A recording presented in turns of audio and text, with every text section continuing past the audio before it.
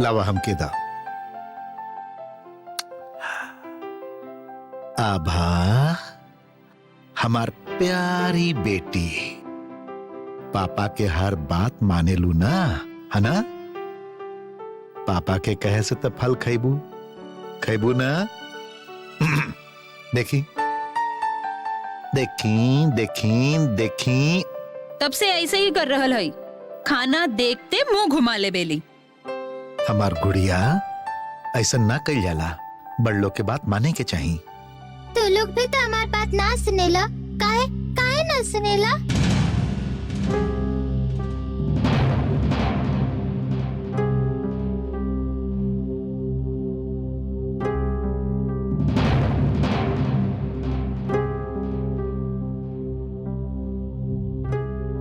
ई का चंचला, एकरा के फल ना खियौलू? कौनो तरह खाए के तैयार नहीं खी। सुना, लइकन से जबरदस्ती ना कल जाला, लइकन के समझावे के पड़ेला। वो तो समझ गईली, बाकी एको बात हमके समझ में ना आ रहा कि अन्नपूर्णा जब आई तो आबा कैसे खेली? आबा की तो तबीयत ही खराब है।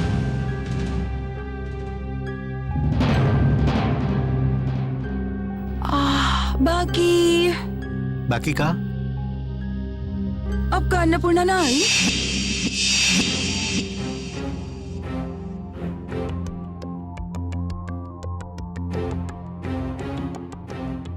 कहे काहे आई बताई?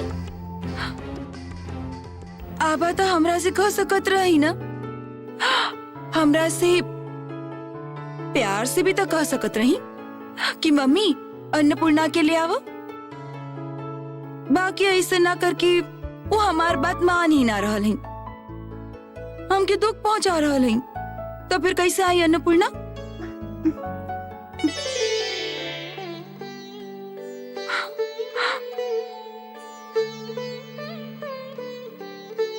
मम्मी बहुत भूख लागल है।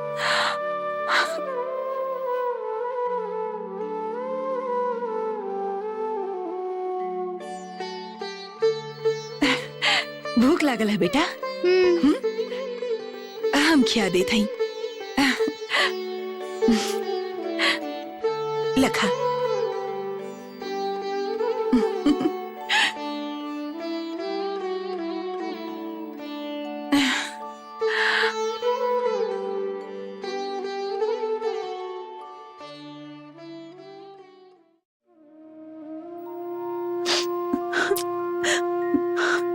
अरे अब तू रो कह रहा हो?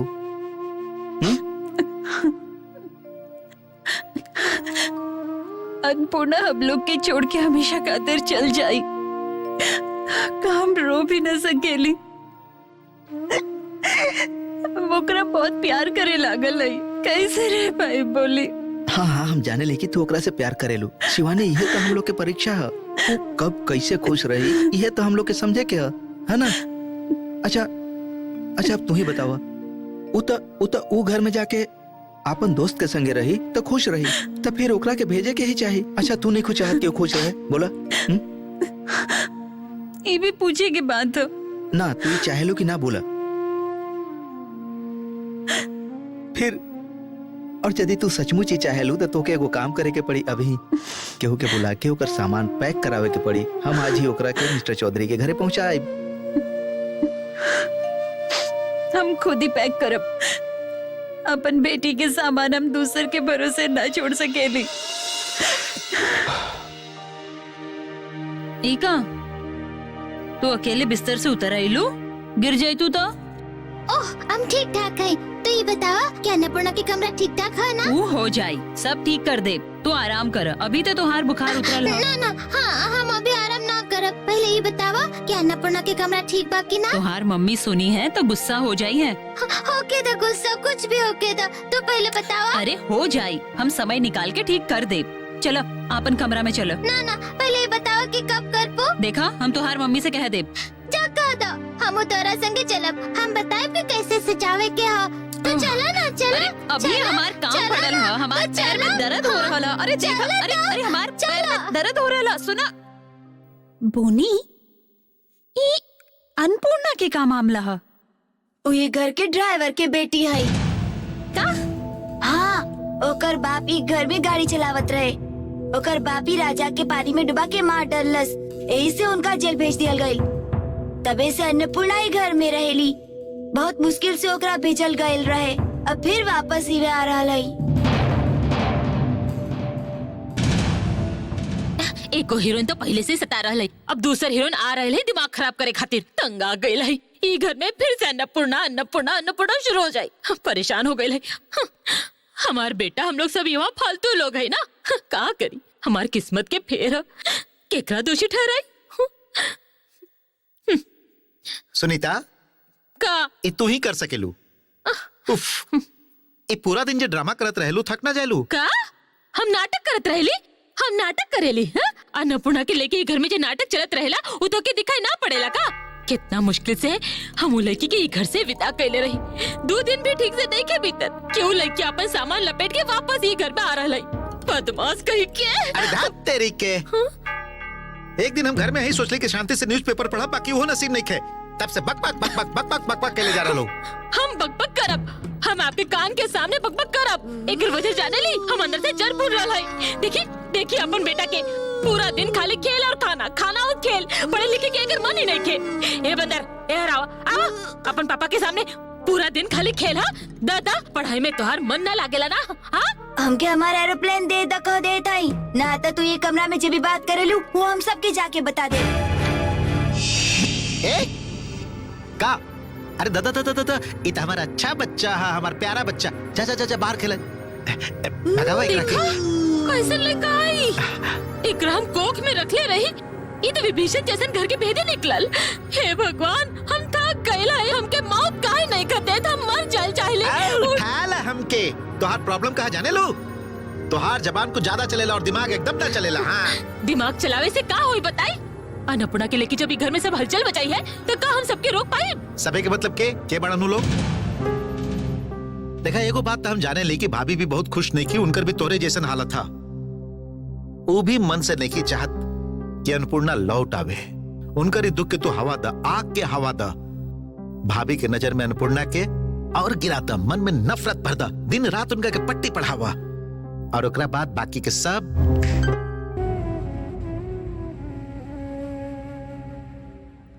आपके बहुत दुख हो रहा है नहीं मम्मी?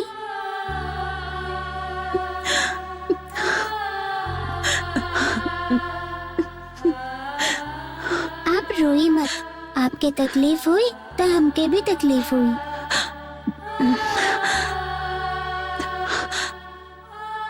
ना बेटा, असल में ठीक है, आप नहीं की चाहत तो हम यहाँ से ना जाए। छोड़ी, आप हमारा बैग मत पैक करें, हम यहीं रह। ना रे बुद्धू, तू काहे न जाइबू? तू चल जाइबू तो हमके दुख होई, तोहरा से के कहलस। आभा के पास रहबू तो तोहार मन बहलल रही, ये हम न जाने ली। हमहू तो तोहार माई हई, नई मम्मी का माई ना होली। जे तुहके अच्छा लगी उहे हमके भी अच्छा लगी। हम तो तोहार मम्मी है ना, यही से मन तनी उदास हो गई रहे। ना होई का, हम लोग खातिर तुमके भी तो दुख हुई। हाँ होई ना। तू उहुए जा बेटा, उहुआ जाके अच्छा से रही है, ठीक है? हम लोग तो तोहार नया मम्मी पापा रहबे करब, काहे रहब ना, तो हम दोनों के याद करबू ना। रोवत काहे हो बुद्धू लड़की, रोवा मत। आप भी तो रो रहे हैं। तू मत रोइया, कब्बो मत रोइया। आप हमके कितना कुछ देली, इतना खिलौना, कितना किताब, इतना पेंसिल बॉक्स, इतना गुड़िया। हम कबो न सोच रही कि हमके इतना सब मिले। आप लोग इतना अच्छा है कि आप लोग के छोड़ के जाए के मन न कर रहा। बाकी आबा के बिना हम न रह सकेली। आप हमरा से नाराज मत हो, कब नहीं मम्मी। मम्मी कब्बो नाराज हो खेली बुद्धू लड़की।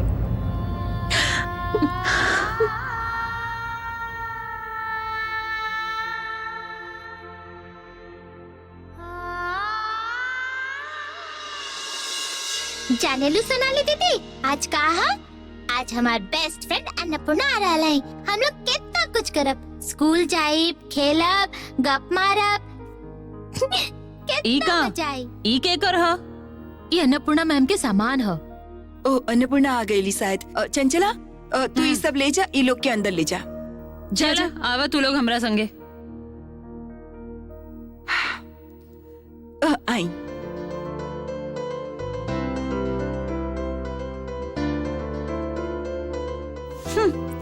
नाटक देखा ये लोग के। हम लोग कितना दिन बाद मिलल है ना? तो के बुखार लागल रहे, तो के भी तो लागल रहे। हम अब ठीक है। हम हूँ। अब तो हमरा से प्रॉमिस करा कि तू अब हमके छोड़ के कहीं ना जाइबू, कहीं ना जाइबू ना? ना जाई, यही से तो वापस आई नहीं। चला हमार कमरा में चला। ओह आई एम सो सॉरी, अभी तक खड़ाई बैठी बैठी। ए सुनीता, थोड़ी का चाय नाश्ता की व्यवस्था कर। हाँ हम अब हिलावत हैं।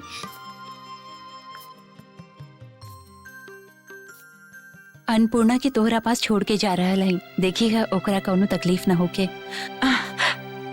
आप लोग निश्चिंत रही, अन्नपूर्णा यहाँ अच्छा से ही रही। हाँ ठीक है कहली आप। बहुत दिन के बाद हम लोग अन्नपूर्णा के खुल के हंसत देख रहा हैं। वो घर में तो सब कुछ ठीक है रहे, बाकी हंसी ना रहे। हम लोग दूर से ही ओकरा खुश देख के खुश रह। असल में वो हम लोग के जीवन के खुशी से भर दिले रही, एगो अजीब बंधन में बांध दिले है। अब ओकरा बिना रहे में बहुत तकलीफ हुई। यही देखला, फिर से रोवल धोवल शुरू। अन्नपूर्णा देखी तो ओकरा के भी दुख हुई। देखा वो जहाँ खुश रहे, जहाँ अच्छा से रहे, वह तो हम लोग के करे के हा। हम लोग के तो बस होकर खुशी के बारे में सोचे के चाहिए, है ना?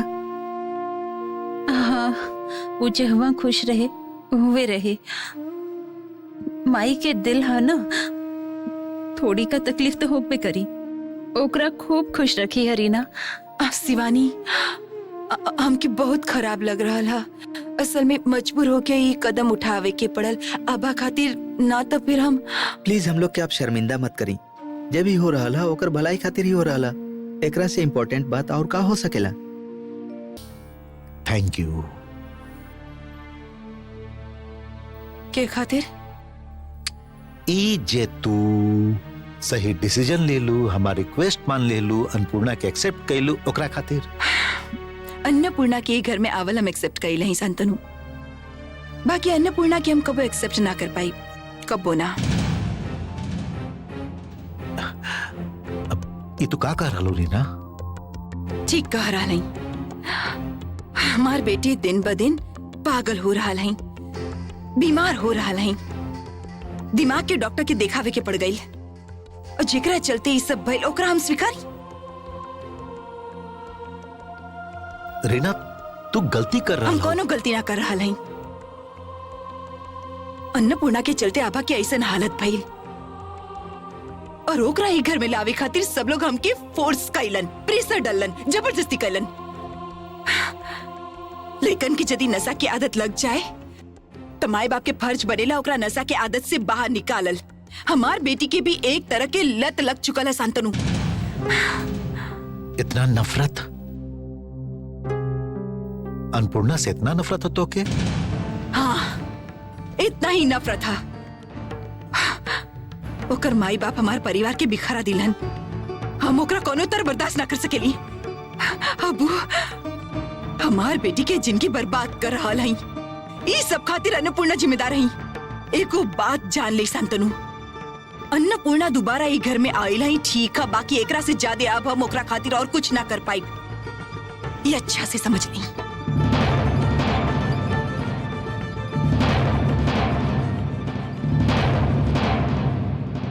हम वापस आ गए हैं माई, आभा के पास, बाबू साहेब के पास, बड़की माई के पास, तोहरा पास, बाबूजी के पास। हम खुद उवन गई रही माई। बड़की माई चाहत रही है इसे, बड़की माई के हम कब्बो दुख ना दे माई। तू कबो केहू के भी दुख ना दे मिलू, तू केहू के दुख दे ही ना सकेलू, केहू के कष्ट ना पहुंचावेलू। तू तो हमार प्यारी अन्नपूर्णा बेटी हो ना। तू ये हुआ वापस आके खुश हो ना? बहुत खुश हैं, बहुत।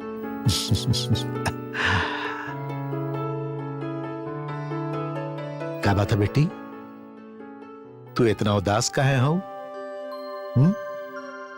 बड़की माई हमरा से बिल्कुल प्यार ना करेली है ना। छी, ऐसन बात एकदम मत सोचिया।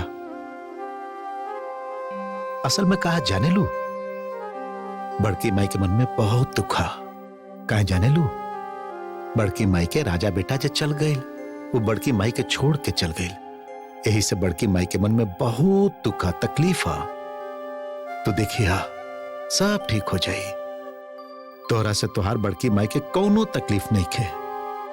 बड़की माई तोरा से कबो नाराज ना होती। बाकी राजा बेटा नहीं खे ना, यही से बड़की माई के तकलीफ है।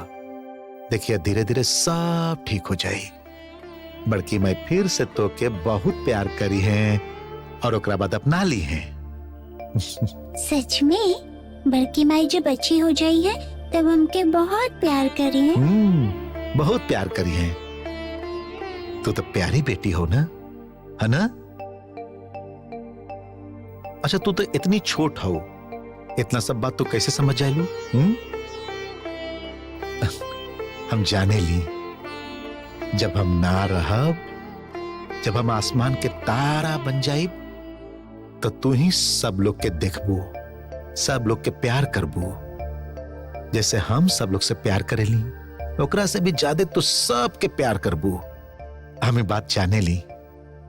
अब हमार बेटी, अब हमार प्यारी गुड़िया, हमार लाडली बेटी, हमार अन्नपूर्णा बेटी, तू हमार लक्ष्मी बेटी हो, हमार गुड़िया हो, हमार प्यारी सी गुड़िया।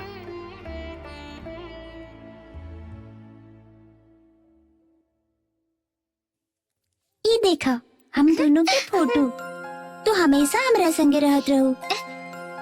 ये फोटो हमार भी फेवरेट है। एमे तो कितना सुंदर लग रहा हो। ना तू लग रहा हो। कह रहा है ना कि तू ज्यादा सुंदर लग रहा हो। अच्छा ठीक है, दोनों सुंदर लग रहा है। तू भी तो हमेशा हमारे पास रहत रहो। तू हमके चेकुड़िया दिले हो, हम ओकर नाम अन्नपूर्णा रखले है। हमके तरह से जे भी बात कहे के मन करत रहे, वो हम गुड़िया से कहत रही। बाकी अब तो तू आ गए लो, ऐसे आप गुड़िया से कहे की जरूरत नहीं के।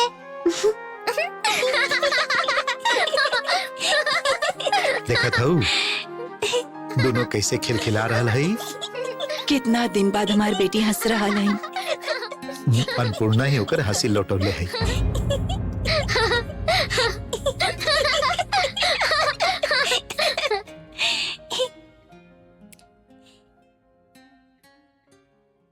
अन्नपूर्णा, तेरा पास ये ड्राइंग अभी तक है? ना रखब का? राजा भैया कितना मेहनत से हम दोनों के ड्राइंग बनवले रहन।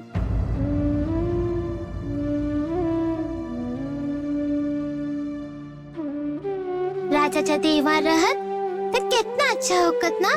बाड़न ना, वो तो हम लोग के संगे ही बाड़न। हम लोग खाली देख ना पा रहल हैं।